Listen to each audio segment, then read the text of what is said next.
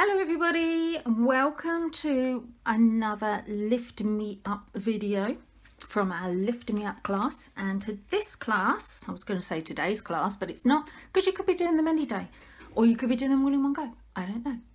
But the one we're going to be doing today, oh, I've got two of them here, look, is this one. Today, this video, not today, this video, we're going to be doing this one. Okay. So this is your Aperture card, all right? Now, let me show you how you make it. First of all, whoopsie daisy, let's move all my little bits out of the way. You need a card base in Soft Sky, and this card base measures, I think it's 4 inches, hang on, let's check. Let's not think. Yes, it's 4 inches by 5 3/4 inches. All right, one card base. You then have your top layer, which measures 3 3/4 by 5 1/2 inches, and this has been embossed using the Twinkle, is it called? Hang on, let me check. Wait a minute. Oh no, that was close. It wasn't Twinkle, it was Sparkle. So the Sparkle embossing folder. All right, now you will also need some dimensionals. Oh dear, I haven't got many left on that sheet, have I? Right, you'll need some dimensionals, and you're going to have your panel already cut for you. Okay, so it's all nice and done. You've got some baker's twine. This one is the Blushing Bride baker's twine. For your other one, you've got your Night of Navy. I've already stamped 3 balloons, so I've done 2 in Blushing Bride, 1 in Peekaboo Peach, and I've done a big one in Floaty Flamingo. And then I've also cut for you a very narrow strip. Now this is, it is very narrow. I think it's, yeah, it's 3/8 of an inch wide by 3 inches long. Yeah, 3 inches long. Okay, so I'm going to show you what to do with that in a minute. But once you've done all your stamping, I'll show you how to put your card together. First thing you want to do is get your baker's twine, wrap it around the bottom of your panel,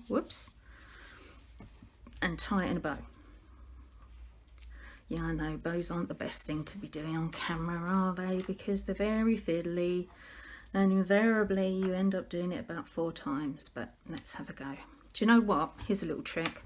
Tie your first knot, and then so your twine doesn't come loose, pop your finger in it somewhere on the knot and tie a second knot. Whoop. There you go. And now at least your twine is going to stay in the same place. Whereas when I was doing this one, oh my goodness, did I have a fight with it, because I don't know why, I was going a bit brain dead at the time, and I didn't think to actually, you know what, do a double bow, double knot rather, works a treat. Right, so we tie a little bow to make it nice and pretty. Now I'm sure if you're like me, you will spend forever fiddling with your bow to get it the way you want it. So I'm not going to spend too long today messing about with this one, because you want to know how to make the card, not how to mess about with a bow. Oh, there we go. I have a wonky bow. If your bow does go wonky, don't panic, because you can always put a little glue dot or something underneath it to keep it in the right place. Look, I can't leave it alone now. Right, let's stop. Snip that off for a minute. Okay, right, so there is a wonky donkey bow. Get round there. Now, next thing you want to do with your dimensionals, get your balloons, turn them all over, and we're going to pop some dimensionals on the back of the balloons so that they pop out nicely from our card. Where's my scissors gone? When you get to the end of your sheet, don't throw it away, just snip around the edges, because you've actually got extras there which maybe you didn't realise. You don't want to waste any, do you? Because these are just fantastic. I love our dimensionals. Definitely the best on the market without a doubt, and that's not being biased, that is being honest. Right, so we've got them all on there.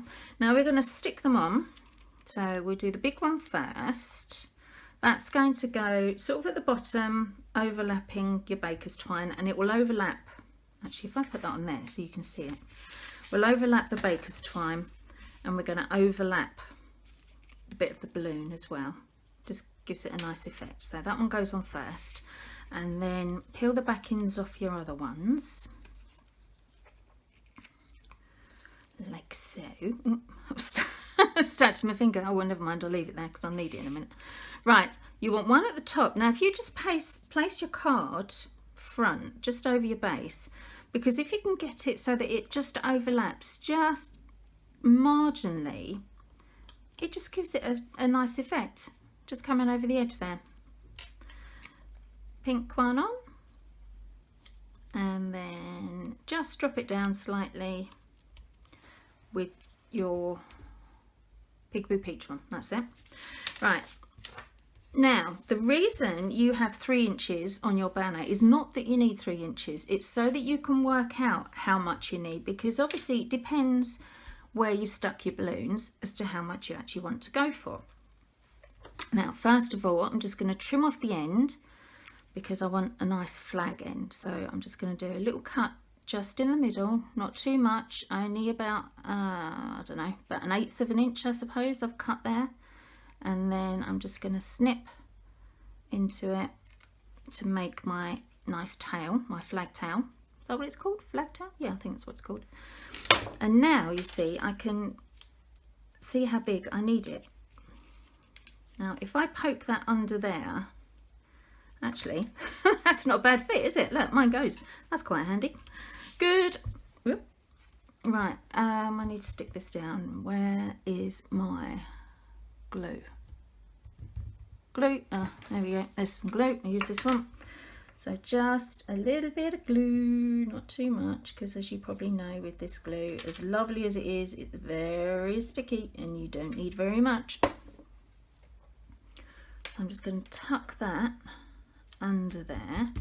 Just pat it down. Don't smush it down, because otherwise you're going to be flattening your nice embossing. Turn your panel over, and then we're going to put some more dimensionals on the back of the panel like that. Now I'm going to just snip this up a bit as well so I can put some in the middle, because I want to make sure it can hold its height.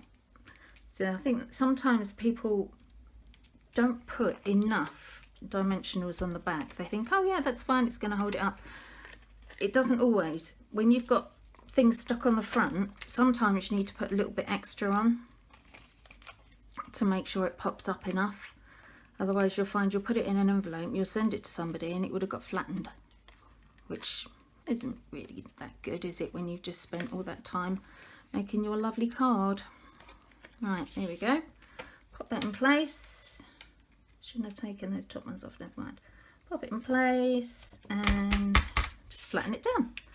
Now if I try and get my bow in the right place, there we go. That's a little bit better. It's not brilliant. I'm sure your bows, once you've messed about with them, will be much better, but there we go. And there we have our Aperture card. I hope you like that one, and make sure you watch the rest so you can make the rest of your cards, and I will see you soon. Bye.